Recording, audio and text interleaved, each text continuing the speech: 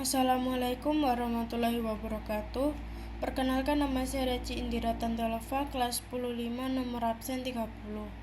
Di sini saya akan menyampaikan mengenai biografi Buya Hamka atau Haji Abdul Malik Karim Amrullah.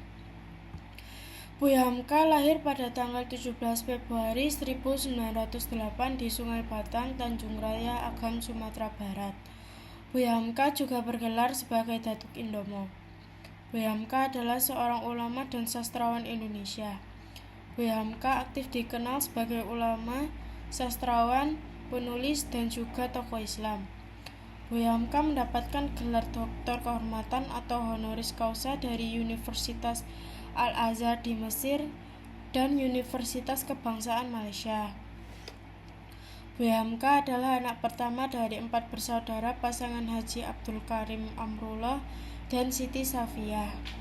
Ayahnya dikenal sebagai Haji Rasul yang merupakan pelopor gerakan Islah atau Tajdid di Minangkabau. Ketika kecil, Buya Hamka kerap mendengar pantun tentang alam Minangkabau dari andungnya atau neneknya. Hal itu terjadi jika sang ayah harus berpergian untuk berdakwah. Kemudian Buya Hamka pindah ke Padang Panjang mengikuti kepindahan orang tuanya. Di Padang Panjang, Buya Hamka belajar di sekolah desa dan mengikuti kelas sore di sekolah agama yang didirikan oleh Zainuddin Labai al-Yunusi pada tahun 1916. Karena kesukaannya dengan pelajaran bahasa, Buya Hamka cepat menguasai bahasa Arab. Ketika Buya Hamka berusia 10 tahun, ayahnya telah mendirikan Sumatera Tawalib di Padang Panjang.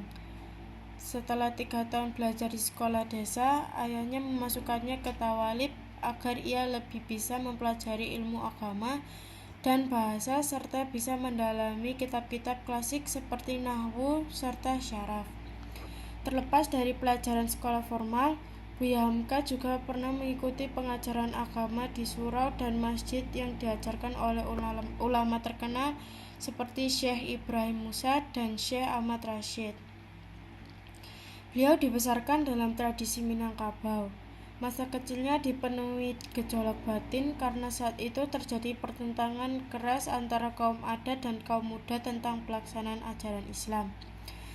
Banyak hal-hal yang tidak dibenarkan dalam Islam, tetapi dipraktekkan dalam kehidupan masyarakat sehari-hari.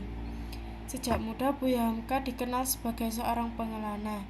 Bahkan ayahnya memberi Buya Hamka gelar si Bujang Jauh.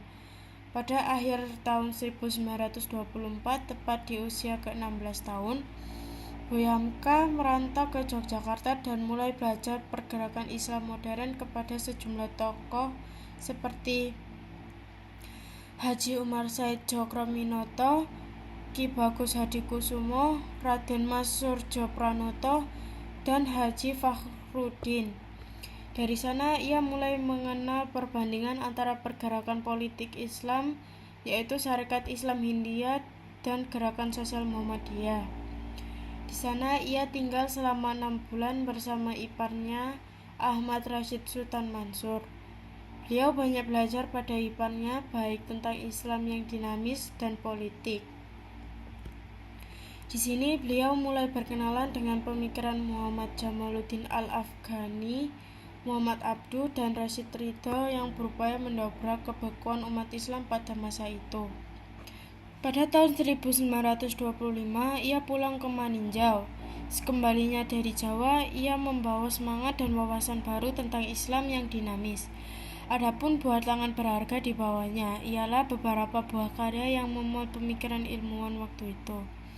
Dengan bekal dan pengalaman serta pengetahuan baik ilmu agama maupun pengetahuan umum, ia telah berani tampil berpidato di muka umum.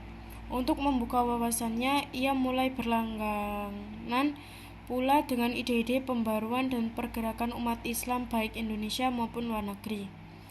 Pada tahun 1927, ia berangkat menunaikan ibadah haji sambil menjadi koresponden pada harian Pelita Andalas di Medan. Sekembalinya dari Mekah, ia tidak langsung ke Minangkabau, namun singgah di kota Medan untuk beberapa waktu. Di kota inilah ia banyak menulis artikel di berbagai majalah waktu itu. Buya Hamka adalah seorang otodidak dalam berbagai bidang ilmu pengetahuan, diantaranya seperti filsafat, sastra, sejarah, sosiologi, dan politik, baik dalam dunia Islam maupun dunia Barat. Dengan kemahiran bahasa Arabnya yang tinggi, beliau dapat meneliti karya-karya ulama dan pujangga besar di Timur Tengah seperti Zaki Mubarak, Jurji Zaidan, Abbas Al-Aqad, Mustafa Al-Manfaluti, dan Hussein Haikal. Melalui bahasa Arab juga, beliau meneliti karya sarjana Perancis, Inggris, dan Jerman seperti Albert Camus, William James, Sigmund Freud, Arnold Toynbee, Jean-Paul Sartre, Karl Marx, dan Pierre Loti. Ketokohan Buya Hamka dan keluasan ilmu pengetahuannya serta kepeduliannya terhadap nasib umat Islam tidak hanya terkenal di kalangan nasional saja, tetapi juga di Timur Tengah dan Malaysia. Tun Abdul Razak, Perdana Menteri Malaysia, pernah mengatakan bahwa Buya Hamka bukan hanya milik bangsa Indonesia, tetapi juga kebanggaan bangsa-bangsa Asia Tenggara. Pada tanggal 24 Juli 1981, Buya Hamka berpulang ke rahmatullah. Ia dimakamkan di TPU Tanah Kusir, Jakarta Selatan. Untuk mengenang jasanya, nama Buya Hamka pun diabadikan sebagai nama perguruan tinggi, yaitu Universitas Muhammadiyah.